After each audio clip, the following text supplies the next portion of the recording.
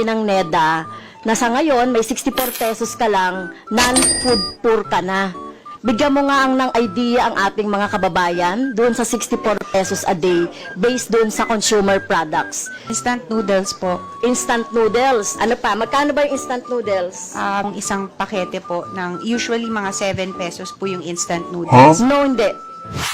Nag-check ka ba ngayon sa Opo. sa ano? 7.75. Anong brand dyan? 50 yung Anong usual brand po dyan? natin Wala na- akong nakitang 7 pesos na instant noodles. Okay, ano pa po?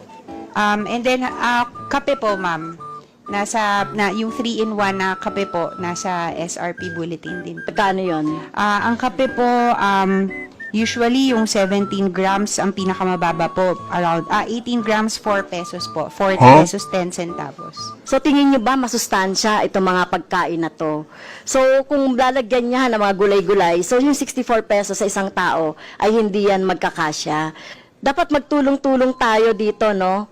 Consumer man yan, agricultural products man yan, na mapababa talaga yung presyo ng mga bilihin para maka-afford naman yung ating mga mamayan sa mga healthy food.